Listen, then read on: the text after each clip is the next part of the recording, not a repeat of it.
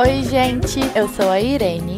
Eu sou o Arthur, nós somos graduandos de Antropologia na Universidade de Brasília. E você está no primeiro episódio do Mundo na Sala de Aula. A série é produzida por estudantes de graduação e pós-graduação da equipe do Mundaréu na UNB e na Unicamp. E nessa segunda temporada do Mundo na Sala de Aula, ou MUNSA, como a gente chama, nós convidamos nossas colegas recém-formadas em Antropologia para nos contarem um pouco sobre suas monografias e os processos de pesquisa, de campo, de escrita, e para compartilhar com a gente os desafios e resultados dessa experiência tão importante para a formação acadêmica, né? Sim, a ideia é valorizar os trabalhos produzidos já na graduação, aprender com as nossas colegas, ouvir suas histórias e compartilhar com vocês, público que nos ouve. E hoje nós vamos receber o Bruno Campelo, graduado na Unicamp e já mestrando do Departamento de Antropologia da mesma universidade. O TCC que ele defendeu tem o título Mercadores da Floresta, Extrativistas do Óleo no Médio Juruá e suas economias. Foi orientado pela professora Artionca Capiberibe. O Bruno também é nosso colega da equipe do Mundaréu e foi muito legal poder conhecer mais sobre ele e sobre a sua pesquisa. Ele realizou um trabalho sobre a reserva extrativista onde viveu a sua família, lá no Rio Juruá, e buscou perceber as relações entre humanos e não humanos, nas coletas, extrações e trocas das sementes de andiroba, ucuba e murumuru. E tudo isso através das memórias de sua mãe Vera e sua tia Celina. Mas, Irene, vamos ouvir?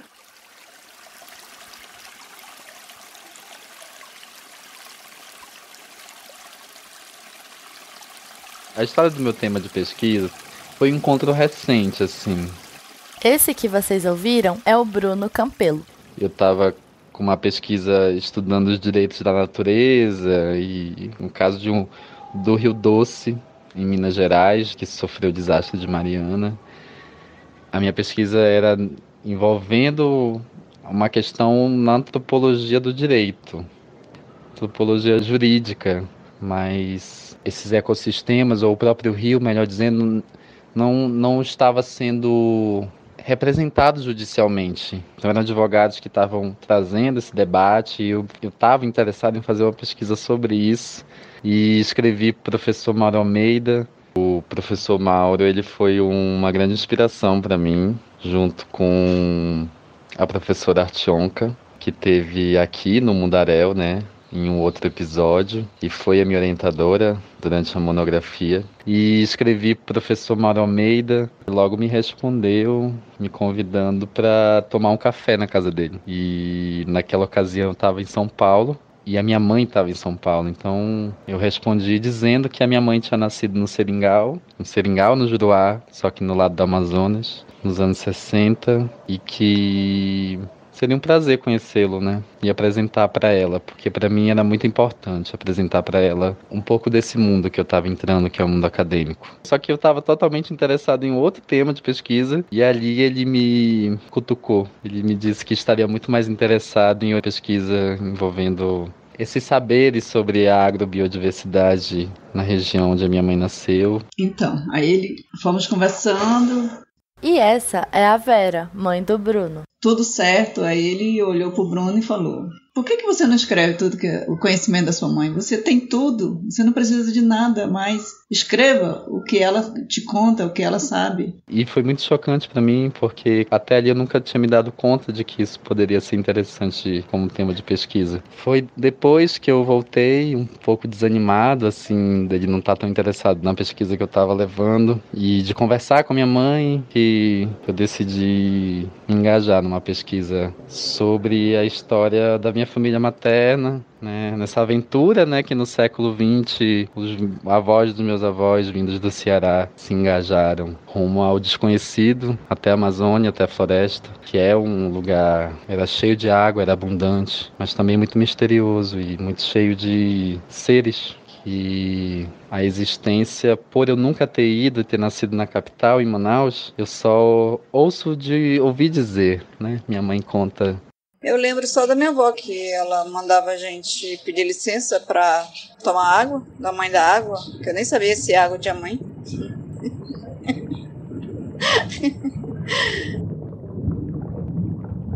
Ai, que legal essa conversa entre mãe e filho, dar base para um TCC tão bonito como o seu, Bruno. Mas, por conta da pandemia, você não pôde ir a campo lá no Juruá, né? Conta pra gente como você desenvolveu a sua pesquisa. Foi a partir desse encontro da minha mãe, que se tornou a minha interlocutora de pesquisa durante o TCC, por meio de áudio de WhatsApp, porque ela estava lá no Amazonas e eu estava aqui em São Paulo. E a minha pesquisa é uma revisão bibliográfica de pesquisas de campo que foram feitas na segunda reserva extrativista do Brasil, que foi criada em 97. A primeira foi criada em 90, no município de Carauari. O seringal que a minha mãe nasceu, ele ficava nos arredores do que hoje é o município vizinho, que se chama Itamaraty, que fica no sudoeste do estado do Amazonas. E a ideia que eu e a Artionca, eu e a minha orientadora tivemos, foi de fazer uma leitura dessas pesquisas feitas na região do Médio Juruá por uma chave antropológica, né? Caramba, que interessante. Mas o que essas etnografias que você encontrou, Bruno, descreviam? Essas etnografias, elas descreviam as dinâmicas locais de troca de economia florestal e ribeirinha, que abastece o mercado de cosméticos com a produção de óleos e manteigas vegetais das sementes de 3 espécies nativas, a andiroba, a ucuba e o murumuru, que são transportadas por meio de parcerias comerciais com a Natura. E usar as conversas com a minha mãe por áudio foi uma estratégia metodológica que eu usei. Primeiro, para acessar as paisagens de um campo que eu não pude fazer por conta da pandemia e tudo, mas que eu retorno junto com as memórias dela e que me esclareciam tudo que eu lia sobre a história desses antigos seringais que faliram lá em Carauari e que levou à consolidação dessas cadeias produtivas de sementes, né? Eu consegui aliar uma pesquisa que eu pretendo fazer campo quando for possível, ao mesmo tempo que voltar para esse lugar que eu nunca fui, né? E escrever sobre isso, junto com a minha mãe. E eu creio que esse tenha sido o grande aprendizado e maior aprendizado que eu tive com essa pesquisa.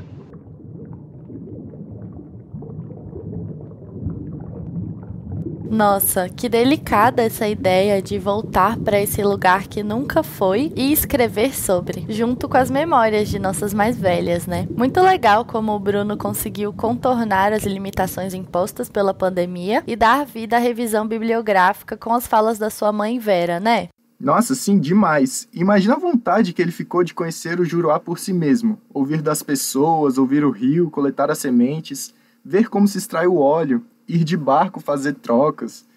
Eu fiquei curioso só de ouvi-lo, assim como lendo seu TCC, que tá muito legal. Eu também, Arthur. E olha só que massa. O Bruno defendeu no TCC dele a importância de realizar etnografias que abranjam não só a vida humana, mas também as relações com seres não humanos, como é o caso da relação das comunidades que vivem no Juruá com o rio, com as sementes, com a floresta como um todo, né? Seria então uma etnografia multi-espécies. E é também uma forma de questionar o pensamento que se tornou a base da visão de mundo ocidental, que é essa divisão entre natureza e cultura. Esse tipo de etnografia multiespécies nos faz perceber o tanto que esses seres e elementos não humanos são atores muito importantes. Eles agem e constroem o mundo junto com a gente. Nós humanos estamos o tempo todo em relação com os animais, com as plantas, com os minerais, enfim, tantos seres e elementos que a gente depende para viver. A gente negocia o tempo todo com eles, né? E em um mundo marcado pelas catástrofes ambientais e pelas mudanças climáticas, esse tipo de etnografia é muito importante para a gente olhar e refletir sobre as consequências das nossas ações. E aí, gente, o Bruno ele conseguiu trazer essas reflexões de um jeito super divertido e imaginativo, com uma narrativa literária, uma conversa entre 2 sementes. A Irene e o Bruno interpretaram esse diálogo. E agora vamos imaginar a gente entrando dentro do Médio Rio Juruá.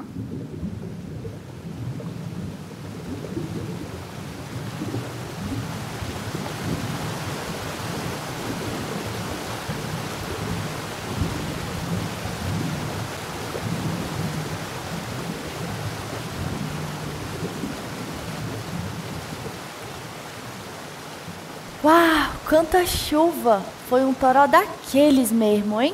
Eu até pensei que fosse acabar ficando boiada lá no remanso, que nem as minhas irmãs de casco. Está bem, irmãs de fruto, como preferirem. Para mim, somos apenas parte de um mesmo cacho, de um mesmo ramo, de um mesmo galho, de um mesmo tronco, de uma mesma árvore que veio de uma mesma semente. Ufa! Pensei que não fosse acabar, mas peraí. Se somos parte de uma mesma semente, eu mesma que sou semente, poderei então dar origem a outras sementes que serão partes de mim, a semente que veio antes? Que confusão! Todo esse mexe-mexe de água deve ter me deixado assim, variando as ideias. Pois que importa isso? Ainda bem que deslizei para dentro dessa fenda quentinha e úmida. Aqui vou germinar e gerar novas sementes como eu. Basta que eu espere, como sempre fizemos. Sei que vou gerar uma nova vida nessa terra. Serei persistente. Ei, psiu, estou aqui. Quem é? Não está me vendo?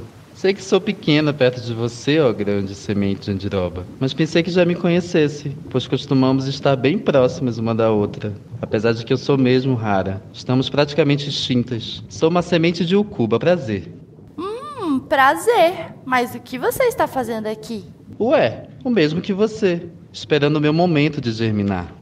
Já ouvi falar de vocês, vivem próximas aos nossos ambientes, mas me contaram que vocês eram muito mais espinhosas do que você está parecendo. O que aconteceu?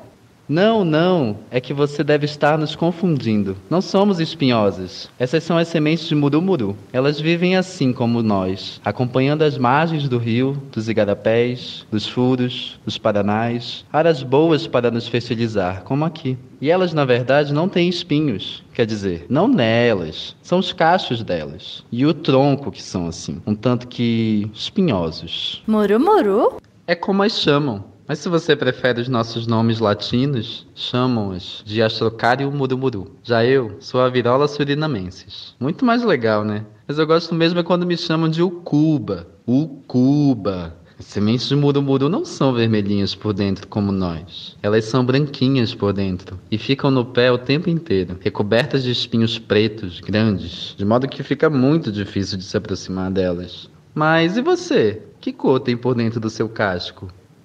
Eu não sei bem. Sou meio esbranquiçada, mas meio rosada. Só sei que sou cheinha de óleo por dentro. Meu óleo serve para cuidar de Escute, é melhor ficarmos em silêncio agora. Estou ouvindo passos de cutia passando.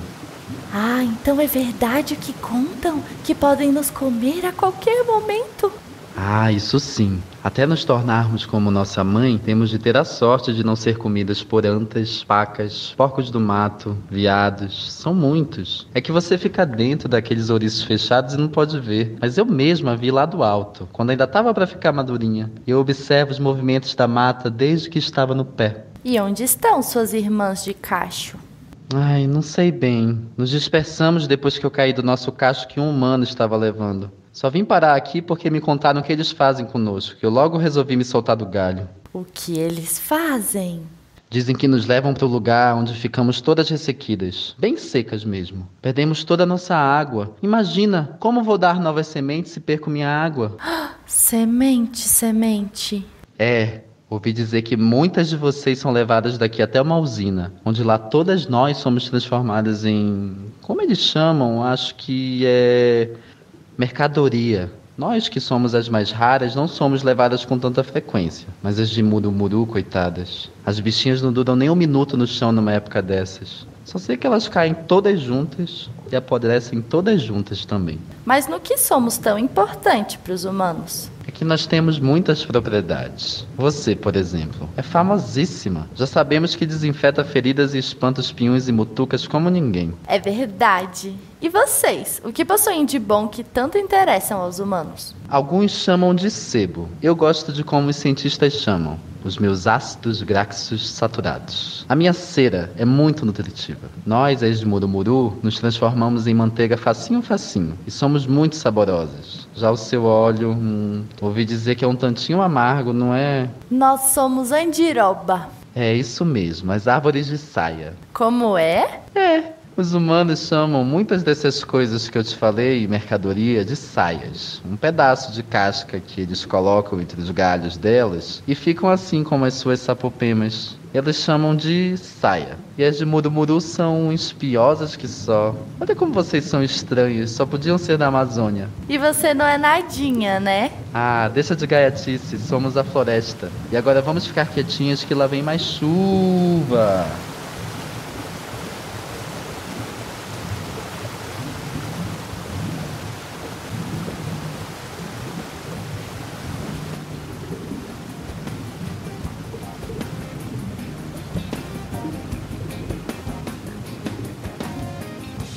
Vamos ficando por aqui com mais esse episódio do Mundo na Sala de Aula. Espero que você tenha gostado de ouvir sobre a pesquisa do Bruno e as relações entre nós e outros seres da natureza. Vocês podem ler o TCC do Bruno e de outras convidadas do Mundo na Sala de Aula no site do Mundaréu, que é mundaréu.labjor.unicamp.br. Nos acompanhe nas redes sociais e no seu tocador preferido.